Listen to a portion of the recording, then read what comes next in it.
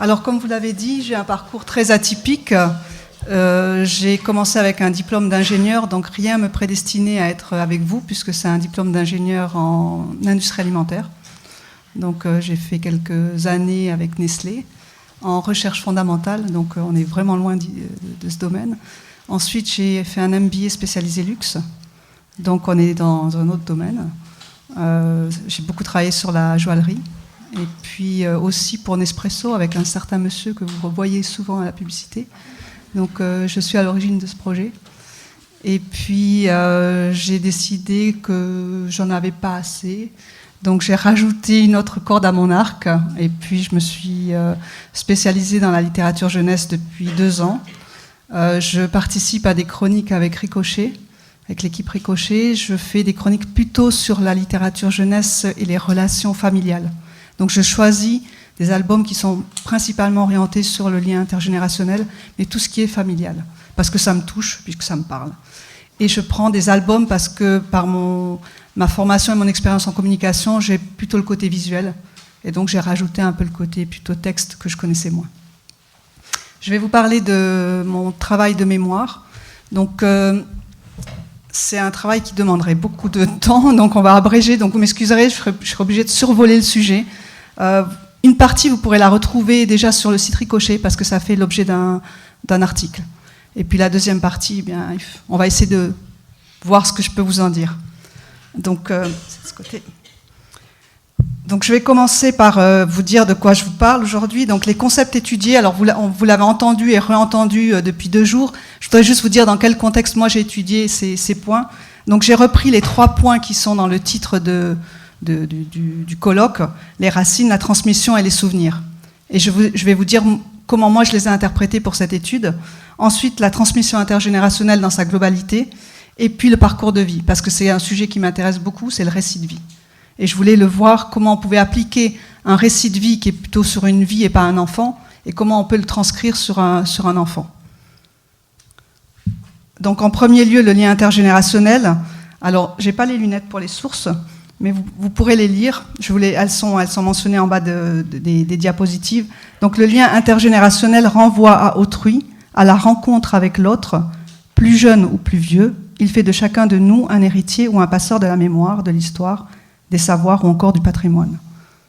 Les grands-parents sont les vieux de la lignée, ceux qui détiennent l'histoire et la mémoire de la famille. Ils assurent la fonction de transmission du passé.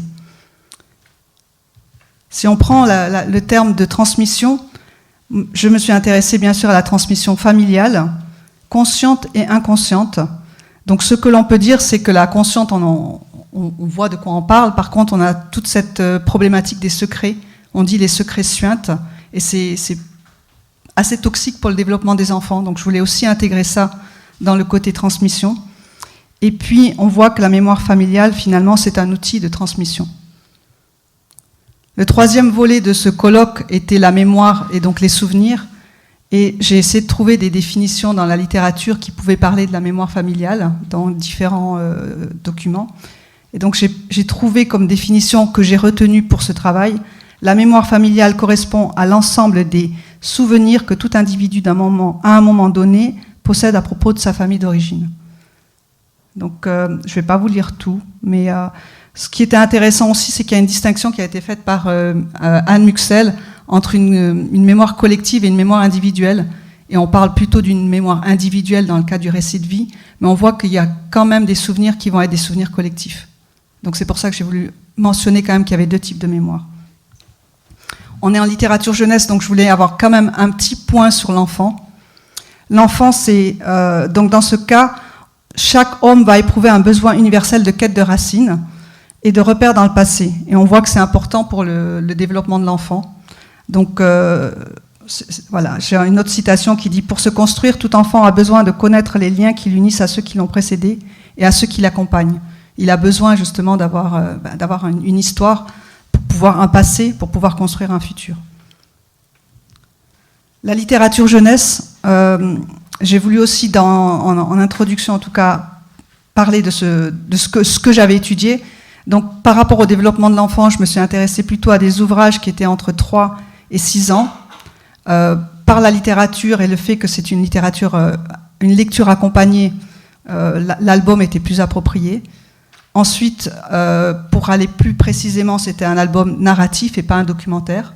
Je suis désolée, j'ai du mal à vous regarder comme ça en regardant j'ai l'ordinateur là.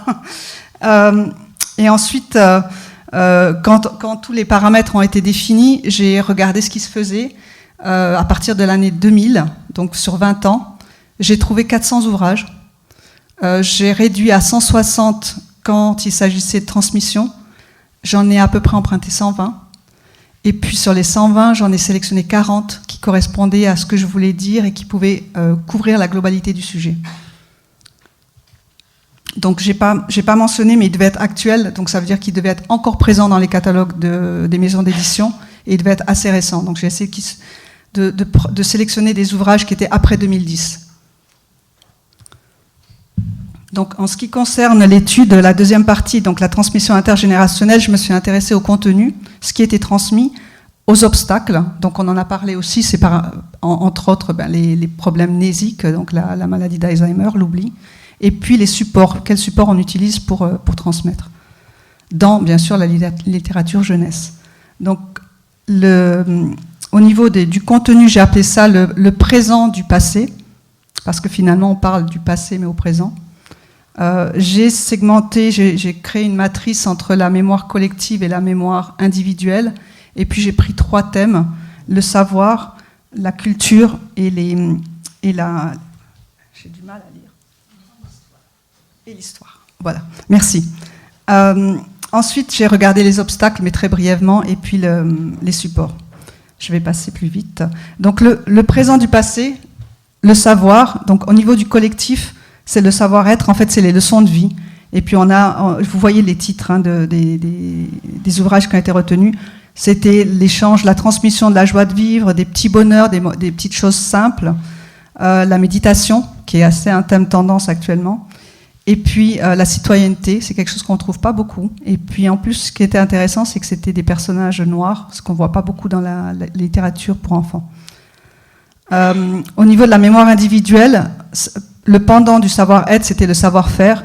Et là, c'est les clichés qu'on trouve partout. Vous avez des loisirs qui sont très genrés. Donc la cuisine pour la grand-mère, le tricot. Et puis, quand il s'agit du grand-père, on a plutôt le jardinage. Là, le dernier ouvrage est beaucoup plus moderne et puis parle de développement durable, aussi de protection de l'environnement. Et puis c'est une grand-mère qui transmet les notions de jardinage, mais c'est pas quelque chose qui est courant, en tout cas dans ce que j'ai pu observer. Si on prend la partie culture, on a donc pour la mémoire collective plutôt l'origine de la famille, donc la partie peut-être coréenne pour la fête de Choséa avec un premier ouvrage. On avait aussi, alors là on a Hongfei qui sont là, j'avais choisi, puis je l'ai chroniqué d'ailleurs aussi avec Ricochet, Le secret du clan.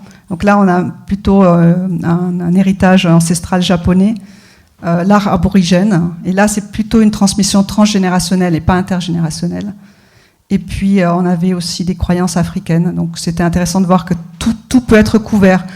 Il faut chercher, mais on arrive à trouver quand même suffisamment d'ouvrages pour traiter le sujet.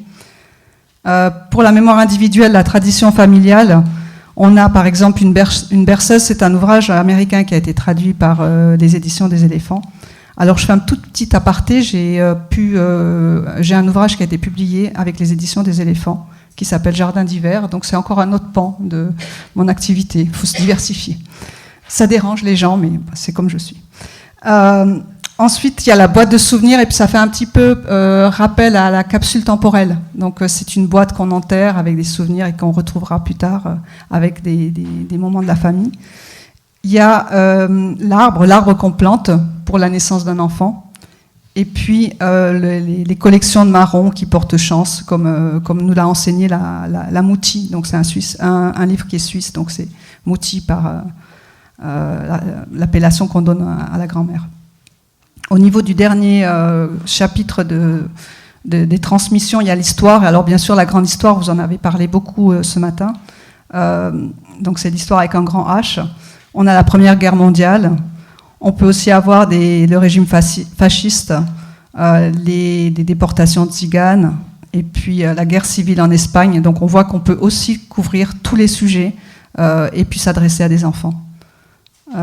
Pour la mémoire individuelle, vous avez le parcours de vie, et donc ça c'est ce qui va être repris après dans la dernière partie. Et vous avez là plusieurs ouvrages qui relatent la transmission du récit de vie, mais ça reste très très marginal. Il a vraiment fallu chercher pour en trouver qui puisse illustrer le propos. Par rapport aux obstacles, j'ai choisi d'appeler ça les barrières choisies, donc c'est volontaire. On peut avoir le fait qu'on a les nouveaux grands-parents qui n'ont plus tellement envie de se consacrer à leurs petits-enfants et donc qui ont envie de faire autre chose, qui n'ont pas envie de transmettre. C'est papy chocolat, mais il finira par être convaincu. Il y a aussi ça peut être aussi une barrière culturelle, parce qu'on transmet d'homme à homme, donc c'est le genre qui intervient, et donc ça c'est le deuxième ouvrage qui est présenté. Et puis ensuite on a les secrets. Alors les secrets, vous l'avez dans les deux précédents qui étaient la robe de Nona et puis le fil de soie, où c'est des faits marquants historiques qu'on ne veut pas transmettre parce que c'est trop douloureux. Et puis j'ai rajouté le postiche de Barbe Bleue qui en fait a une réputation et il ne peut pas trouver une femme, donc il cherche comment cacher cette réputation, cette histoire de son ancêtre. Et puis il y a l'obstacle qu'on subit, qu'on ne choisit pas, c'est la santé mentale. Ça a aussi été abordé par d'autres intervenants, donc je ne vais pas revenir dessus. Et puis l'héritage au-delà de la mort, c'est aussi une transmission. On peut transmettre une fois qu'on est parti. Donc c'est abordé par différents ouvrages. Et puis en termes de supports, on voit que la majorité des supports sont quand même les supports matériels. Donc ça peut être une couverture, ça peut être un doudou, un chapeau qu'on transmet, ou aussi une sorte de couverture. Donc chaque fois c'est repris dans un contexte différent. Les photos, on les voit beaucoup, mais elles ne sont pas nécessairement au centre, mais les photos sont toujours là, elles sont récurrentes, souvent par l'illustration. J'ai pris cet ouvrage parce que là, c'est vraiment fait sous forme d'album, donc ça matérialise vraiment l'idée de transmission par la photo. Je reviendrai sur la photo après. Et puis l'écrit, alors là, c'est très peu. Là, c'est une correspondance épistolaire, une lettre un peu testament, donc c'était intéressant aussi parce qu'elle est vraiment ciblée sur l'écrit comme support de transmission.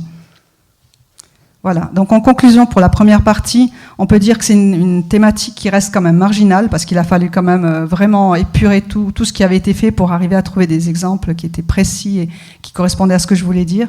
Et puis, on peut voir que quand même, on arrive à trouver des ouvrages qui vont couvrir toute cette diversité. Donc ça, c'est intéressant aussi de voir. Après, si on va aller plus... Voilà, si vous voulez savoir un peu plus sur pourquoi tel album, etc., si vous allez sur le site Ricochet, vous trouverez les détails de cette étude. Elle a été un tout petit peu plus peaufinée après, mais globalement, c'est la même. Maintenant, la dernière partie, le parcours de vie. Alors, j'ai essayé de prendre quatre axes que je vais reprendre maintenant. Donc, le corpus, c'était 5 ouvrages. Donc, vous avez... c'est principalement des ouvrages étrangers. Ça a été compliqué de trouver un ouvrage français.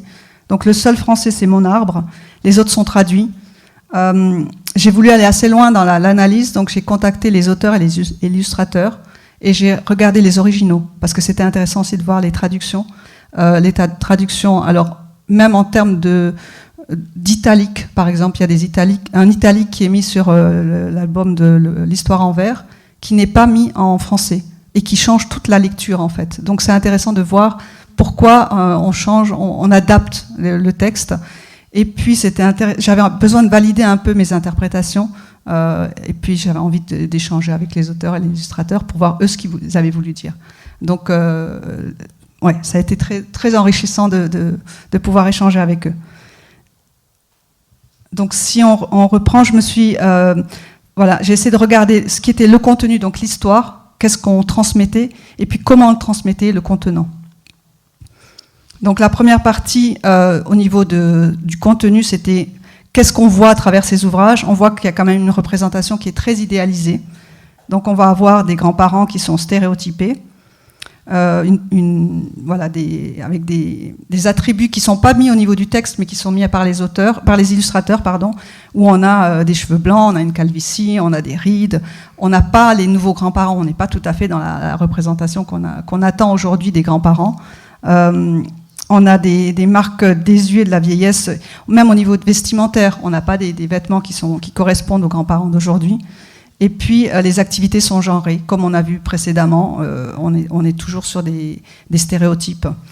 Ensuite, on a une famille qui est traditionnelle et unie à l'heure où on est dans les familles recomposées, monoparentales, homoparentales. Enfin, on n'est pas du tout dans ce qu'on observe dans la société actuellement. Et puis, on a toujours des échanges harmonieux, tout va bien, les enfants sont sages. J'en rêverais, c'est pas le cas. Les héritages ne se disputent pas. Voilà, tout va bien. Dans le meilleur des mondes, on se réunit en famille, on est nombreux et on est heureux. Donc, c'est une belle image. Si on continue au niveau de la représentation idéalisée, on a une relation qui est privilégiée. En tout cas, elle est présentée comme relation privilégiée au niveau de l'album, c'est-à-dire qu'on n'a que 2 personnages centraux. S'il y en a d'autres, ils sont quand même beaucoup plus mis en arrière-plan par des procédés divers d'illustration. C'est toujours donc un binôme aussi de même genre. Donc grand-père et petit-fils, grand-mère et petite-fille. Donc on est vraiment sur des clichés.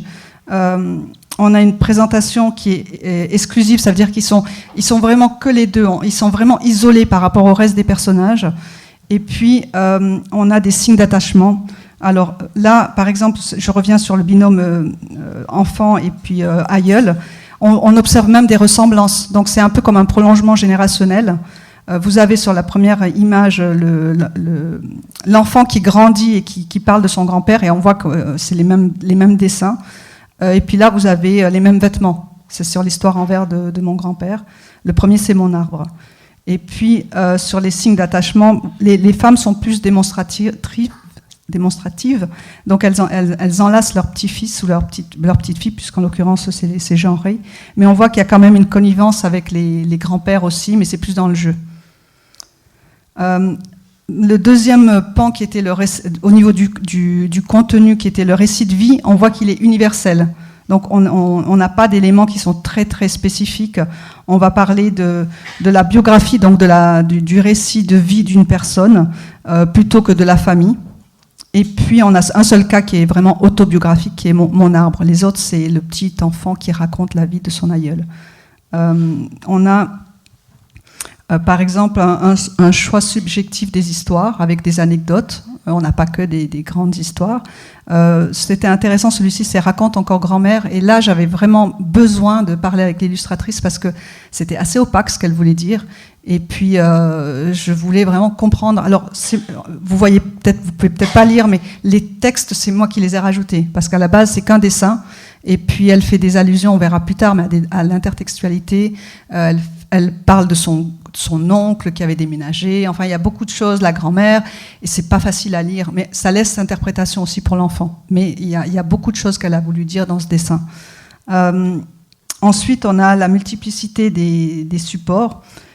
Donc, on voit à nouveau que, bien sûr, il va y avoir l'objet. Par contre, on voit aussi qu'on a beaucoup la photo. À nouveau, et alors sous forme soit d'album, soit de photos, de cadres. Enfin, on a différentes façons de présenter le souvenir au niveau image.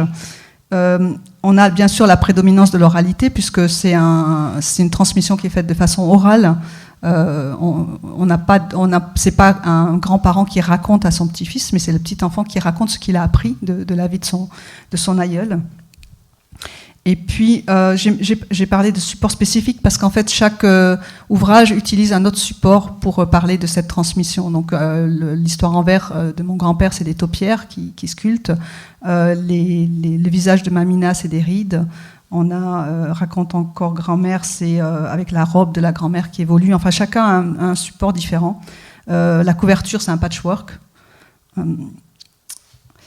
Ensuite, on a au niveau du contenant, donc la façon dont l'histoire est racontée, en fait un univers qui est enfantin, donc on cherche à se rapprocher de l'enfant, donc on le met dans un univers qu'il connaît bien. Donc on va avoir un enfant qui est espiègle et joueur, et puis on le voit sur ces visuels, c'est un de chaque album, où il joue, il saute dans des flaques, enfin il se balance, c'est l'enfant dans toute sa joie. On a des références à l'enfance, et les références à l'enfance, eh bien, ça va être les jouets. Les jouets, le jeu, je vous ai mis que 3 exemples, mais on a aussi des labyrinthes, enfin on a des petits nains qui se promènent, enfin on a comme ça, on a des références au jeu. Et puis on a aussi des détournements ludiques. Les détournements ludiques, en fait, c'est des chercher-trouves, des randonnées, des promenades. On a différentes façons de rajouter un peu d'amusement dans la lecture de l'ouvrage. Et puis on peut voir aussi qu'on a bien sûr une expression qui est simple, donc un vocabulaire simple, une lexique qui est adaptée à ce type d'âge, et puis une lecture qui est facilitée. Enfin, le dernier volet, la fiction miroir, on va chercher à avoir une identification de l'enfant avec le narrateur. Donc on a un narrateur qui est enfant, qui a le même âge que celui qui va lire l'histoire, à qui on va lire l'histoire. On va avoir une mise en scène qui est réaliste. Donc, entre autres, on a des personnages qui sont non déterminés, on n'a pas de prénom. On a vraiment des... Par contre, on a des possessifs, mon grand-père. Donc, on reste sur des facteurs qui sont quand même assez génériques, donc qui permettent cette identification. On a des événements qui sont vraisemblables, donc c'est des événements courants. Hein. On a l'amitié, on a le mariage, le fiançailles, on a les naissances, on a tout ce qui est ordinaire dans une vie d'une famille. On a quelques déménagements. Enfin, bien sûr, chacun a un petit peu ses spécificités. Dans les événements vraisemblables, on a aussi des faits réels. Donc, on a des références à la guerre. Mais c'est très, très subtil. Il faut vraiment chercher. La couverture, il y a une enveloppe qui est dans la poche d'une grand-mère et puis il y a 3 petits points. Et en fait, on sait que ça fait référence à la guerre d'outre-mer. Et c'est une lettre qui était envoyée d'Angola et par son fils. Donc, c'est l'arrière-grand-mère. Et puis, il y a 3 petits points parce qu'en fait, quand elle a reçu la 2e lettre, c'était pour dire que son fils était mort. Mais on ne le voit pas. Et c'est intéressant parce qu'on peut aller beaucoup plus loin. Et les 5 ouvrages que je vous ai cités, à chaque relecture, on trouve quelque chose de nouveau. Donc c'est assez extraordinaire. L'histoire en vers de mon grand-père aussi fait référence à la guerre. Donc la Première Guerre mondiale, c'est un Américain. Donc il allait à Paris, c'est là qu'il a rencontré sa femme. Mais enfin, il y a des faits aussi tragiques, mais ils sont un petit peu plus édulcorés. Et le dernier point, c'est un cadre spatio-temporel familier. Donc là, je reprends l'histoire de la guerre. Vous voyez que c'est avec des taupières qu'il a représenté le jour du débarquement en Normandie. Et puis, pour le cadre spatio-temporel familier, on a par exemple le lieu, qui est quand même une référence pour l'enfant. Donc on a la maison. Et dans tous les albums, on a une référence à la maison, d'une façon ou d'une autre, à l'extérieur ou à l'intérieur. Et même avec l'histoire en vers, il est dans un jardin. Le jardin, c'est le jardin de la maison. Donc il y a toujours, d'une façon ou d'une autre, le jardin. Il y a les animaux familiers. Il n'y a pas d'époque donnée. Donc ça, on se retrouve tout à fait dans l'actualité. On n'a pas besoin de se dire c'était il y a longtemps. Donc on a vraiment tous les critères pour permettre une identification de l'enfant. Voilà. Donc en conclusion, j'essaie d'être assez rapide. Vous pourrez poser des questions s'il reste du temps, ce sera avec plaisir.